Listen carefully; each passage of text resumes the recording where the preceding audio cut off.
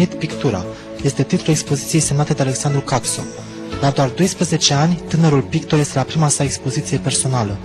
Alexandru și-a manifestat inclinația pentru artă încă de la vârsta de 3 ani, creionul fiind un instrumentul de exprimare. Spre deosebire de ceilalți copii, care la această vârstă erau atrași de creioanele colorate, Alexandru nu le-a folosit, preferând creionul simplu, necolorat. Mai târziu, pe la 8 ani, a descoperit întâmplător în biroul tatălui său un rotring și așa a început aventura lui plastică. A ajuns la atelier când avea 11 ani. Sub atenta îndrumare a maestrului Constantin Sultana, pe parcursul anilor 2009-2010 și în continuare în anul 2011, tânărul a descoperit picturalul și și-a dezvoltat și conturat talentul său nativ. Domnule Constantin Sultana, sunteți coordonatorul lui Alexandru, cel care și-a expus primele sale lucrări, astăzi aici, la atelierul Sultana, de creație Sultana. Vă ajutați să ne povestiți cum ați cunoscut pe Alexandru și cum era el la început și cum a evoluat. Alexandru a venit la noi la atelier pur și simplu. S-a întâmplat și a fost o întâlnire fericită și cred eu de calitate, dacă stăm să ne uităm la lucrări.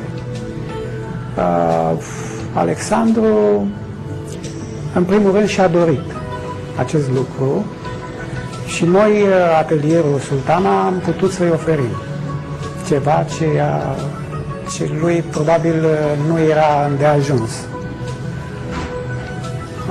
12 ani. 12 ani. Carieră, să spunem. Da, exact. Cum vedeți dumneavoastră lucrările lui și cum credeți că se va prezenta pe viitor? Lucrările sunt bune, nu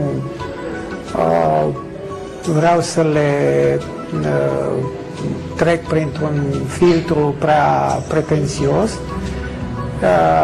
Ceilalți, cu siguranță, care vor viziona expoziția, vor descoperi lucruri mai mult decât interesante.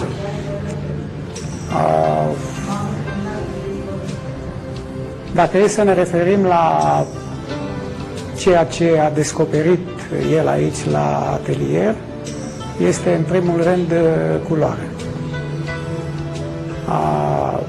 Nu și-a dorit acest lucru pentru că nu-l întâlnise. Se întâlnise cu desenul, oarecum.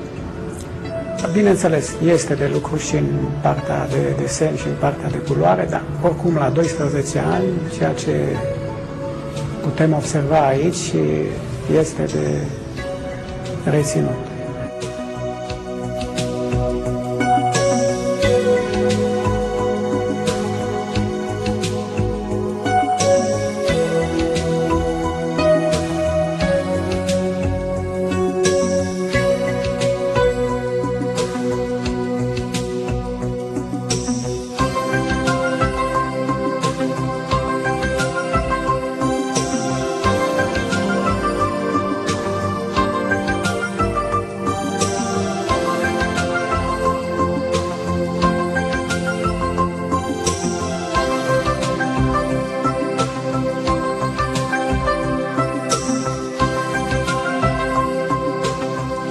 La 12 ani trebuie să recunoaștem că are o perspectivă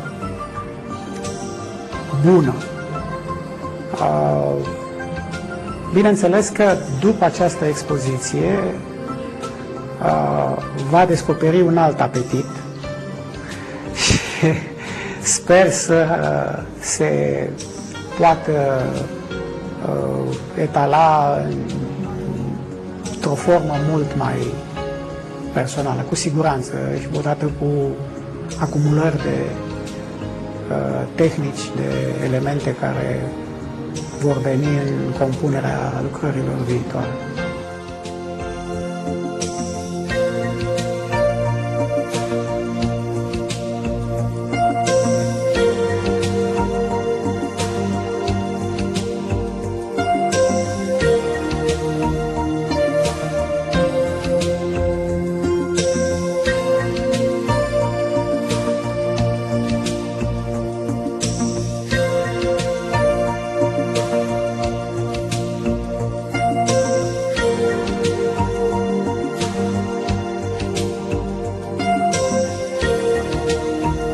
Ce ne poți spune tu despre prima ta expoziție de pictură?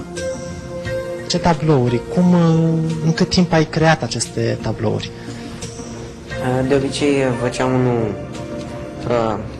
într-o lecție, ca să zic așa, și alte ori, când erau tablouri mai mari și mai grele, făceam în 2 săptămâni sau 3. Depinde de mărimea lor și de cum erau făcute și detalii și tot ce trebuie. Ce reprezintă pictura pentru tine? Îmi place foarte mult, asta e cu siguranță. Când am venit aici, am făcut primele tablouri și după aia am început să devin mai bun la ele, că nu mai lucrasem cu acoarele până când am venit aici și încă mai fac. Devin din ce în ce mai bun. Ai vreun pictor preferat? Nu. Da, am foarte mult și e greu de ales. Îmi plac în general peisagiștii. Care este tabloul tău preferat din această expoziție? Ai vreunul anume? Greu de ales. Toate am muncit mult și sunt mândru de ce am făcut și îmi plac foarte mult. Nu cred că am unul favorit.